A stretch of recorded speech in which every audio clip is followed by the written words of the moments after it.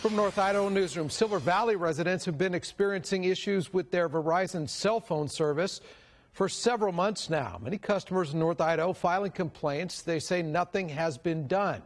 We sent John Webb, our North Idaho reporter, to speak with concerned residents and to reach out to Verizon. Joins us now with that story. Yeah, that's right, Sean. And Verizon customers say it has only gotten worse. In fact, I'm a Verizon customer. I downloaded this data speed app onto my phone, and right now in Wallace, it's 4.78 megabytes per second when it should be 20 megabytes per second. I think I am going to switch. I mean, it's unsafe not to be able to use your cell phone. I mean, none of us have landlines. You know, we're talking about opening a swimming pool. We have all these things going in town, all these festivals, and our cell phones don't work. I mean, it's nuts. Amy Lynn is a North Idaho native and says she has never seen the service this bad. But the last month has been absolutely unbelievable. You can't send a text. You can't get an email. You can't make a phone call. And it doesn't matter where you go. If you plug into somebody else's Wi-Fi, you can't use your cell phone, basically. The same goes for Joe Hill, who has lived in Wallace for 45 years. I have never seen it where it lasted this long and continued to be this poor. The cell phone service is affecting areas in and around the Silver Valley. Many people told me today that they have filed complaints with Verizon.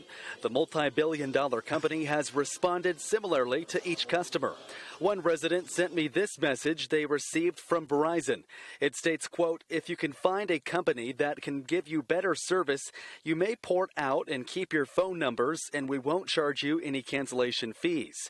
Hill also filed multiple complaints and finally got a hold of a representative. They ultimately turned around and sent me some forms to fill out, and then they ultimately sent me a link to a video stating that if I needed to improve my cell service, that I could use Wi-Fi calling or I could get a range extender.